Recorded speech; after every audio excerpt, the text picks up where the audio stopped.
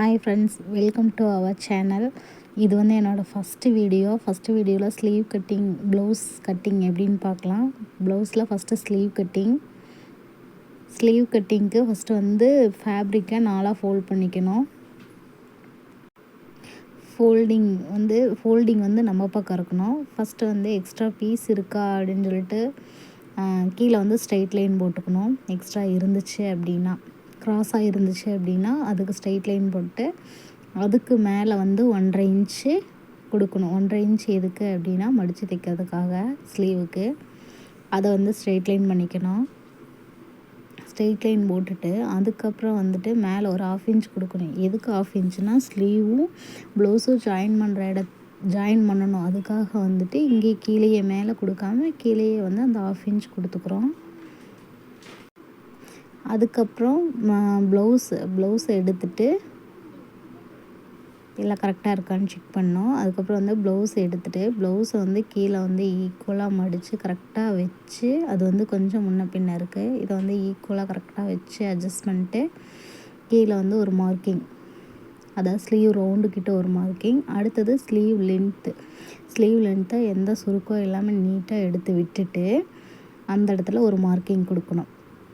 கரெக்டாக எங்கே ஜாயிண்ட் ஆகுதோ அந்த இடத்துல, இந்த இடத்துல வந்து கரெக்டாக ஒரு மார்க்கிங் கொடுத்துட்டு அதுக்கப்புறம் ஆம்ஹோல் அண்டர்ஆர்ம் கிட்ட வந்து வர ஜாயிண்ட்டுக்கிட்ட வந்துட்டு நல்லா அந்த இடத்துல எந்த சுருக்கமே இல்லாமல் நீட்டாக எடுத்து விடணும். அப்போ தான் வந்துட்டு போடும்போது எந்த சுருக்கம் இல்லாமல் வரும். கொஞ்சம் கிளாத் விட்டுட்டனால அந்த கிளாத் வந்து எக்ஸ்ட்ரா கிளாத் வந்து கடைசியில் சுருக்கம் ஆயிரும் ஃபிட் பண்ணதுக்கப்புறம். அதனால் இப்போ வந்து நம்மளுக்கு வந்து அந்த ஜாயிண்ட் வந்து அளவு ப்ளவுஸில் இருக்கிற மாதிரியே வேணும் அப்படின்னா இதை வந்து அப்படியே ட்ரேஸ் எடுத்துக்கலாம். அதாவது மேலே ஒரு கை வச்சோம் அப்படின்னா கீழே வரும். கீழே இருக்கிற உள்வளைவு வந்து அது வந்து அப்படியே மார்க் எடுத்துக்கலாம். ஆனால் அப்படி வேணாம் அப்படின்னா அப்படின்னு ட்ரேஸ் எடுக்கலாம். அப்படி ட்ரேஸ் எடுக்கலை அப்படின்னா இதை கொஞ்சமாக ஒரு ஸ்ட்ரெயிட் லைன் பண்ணிவிட்டு அதே மாதிரி கீழே ஆம்பிட்டுக்கிட்ட ஒரு ஸ்ட்ரெயிட் லைன் பண்ணிவிட்டு மேலே வந்து 1 இன்ச்சும், இப்போ வந்துட்டு இந்த இடத்துல வந்து ஒரு 1 இன்ச் கொடுக்கணும். ஒரு 1 இன்ச் கொடுத்துட்டு கீழே வந்து ஒரு 1/2 இன்ச் கொடுக்கணும். ஒரு 1/2 இன்ச் கொடுத்துட்டு இப்போ வந்து நம்ம ஸ்ட்ரெயிட் லைன் போடுறோம். எதுக்குன்னா ஒரிஜினல் மார்க்கிங்க்கு 2க்கும் ஸ்ட்ரெயிட் லைன் போட்டுட்டு இந்த ஸ்ட்ரெயிட் லைனில் மிட் பாயிண்ட் எடுக்கணும். இந்த ஸ்ட்ரெயிட் லைனுக்கு மிட் பாயிண்ட் எடுக்கணும். இப்போ இதுக்கு மிட் பாயிண்ட் எடுக்கணும். இப்போ மிட் பாயிண்ட்டுக்கும் இந்த லாஸ்ட் இதுக்கும் அதுக்கு ஒரு மிட் பாயிண்ட் எடுக்கணும். அப்போ இந்த 1 இன்ச்சும் இதுவும் ஜாயிண்ட் ஆகிற மாதிரி போட்டுட்டு மறுபடியும் இதுவும் அந்த 2க்கு மிட் பாயிண்ட் எடுத்தது ஜாயின் பண்ணுற மாதிரி போட்டு ஃபஸ்ட்டில் இருக்கிற லைனில் தான் கட் பண்ணணும். கீழே இருக்கிற லைனில் கட் பண்ணக்கூடாது. அது வந்து உள்வளைவு ஃப்ரண்ட்டு வர்றதுக்காக ஃப்ரண்ட் பார்ட்டுக்கு மட்டும்தான் உள்வளைவு வரும். இன்னொரு வாட்டி எல்லாமே கரெக்டாக இருக்கா அப்படிங்கிற மாதிரி எல்லாம் செக் பண்ணிக்கணும். செக் பண்ணிவிட்டு எல்லாமே ஈக்குவலாக இருக்கா ஒரு வாட்டிக்கு 2 வாட்டி செக் பண்ணிக்கணும்.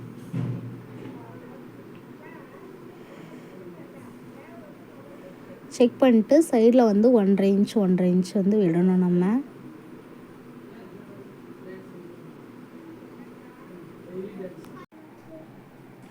இப்போ வந்து சைடில் வந்து 1.5 இன்ச்சு. இந்த இடத்துல வந்து மேலே வந்து கொஞ்சம் பத்தாது, அது ஜாயிண்ட் போட்டுக்கிறதுனால போடலாம், இல்லைன்னா அப்படியே விடுறதுனால விட்டுறலாம். இதில் வந்துட்டு மேலே கொஞ்சம் கிளாத் இருக்கும். அந்த கிளாத் எடுத்து இவங்க ஜாயின் போடுற மாதிரி போட்டுக்கலாம். 1.5 இன்ச் பத்தாது, பட் வந்து ஜாயிண்ட்டு தேவை கிடையாது, அப்படியே போட்டுக்கலாம். இப்போ வந்து இதை வந்து கட் பண்ணிக்கலாம்.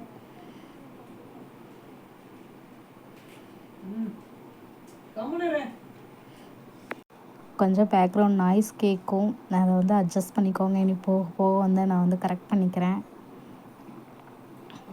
இப்போ வந்து இந்த இடத்துல வந்து ஸ்லாண்டிங்காக கொஞ்சம் போட்டோம் அப்படின்னா அதை வந்து நான் மடித்து தைக்கும்போது கொஞ்சம் ஈக்குவலாக வர மாதிரி இருக்கும். கரெக்டாகாது, உள்ளே போகாது, மடிக்கும்போது கரெக்டாக வந்துடும்.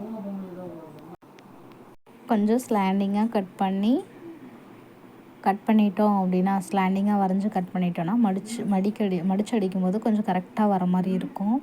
அதே மாதிரி கீழ் லைனில் கட் பண்ணிடக்கூடாது, மேல் லைனில் மட்டும்தான் கட் பண்ணணும். ஏன் அப்படின்னா கீழே வந்து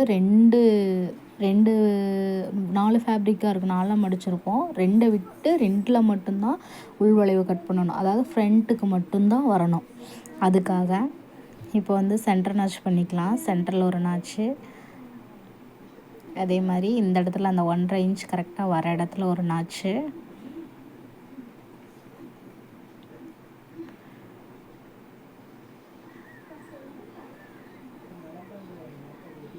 இப்போ வந்து அந்த ஃபேப்ரிக்கை வந்து என்ன பண்ணுறோம் அப்படின்னா 2ஆக பிரிச்சுக்கிறோம். அதாவது 2 ஸ்லீவையும் தனித்தனியாக பிரிச்சுட்டு, தனித்தனியானா 2 ஃபேப்ரிக்கை மட்டும் பிரிச்சுட்டு அந்த உள்வளைவை வந்து லைட்டாக கொஞ்சமாக கட் பண்ணி அந்த வரைஞ்சிருக்கிறதுலையே கட் பண்ணி எடுத்துகிட்டு அங்கே ஒரு நாச் போட்டுக்கணும். இது வந்து உள்வளைவு அப்படின்னு தெரியறதுக்காக இந்த இடத்துல ஒரு நாச் போட்டுக்கணும். அவ்வளோதான், ஸ்லீவ் கட்டிங் முடிஞ்சிருச்சு.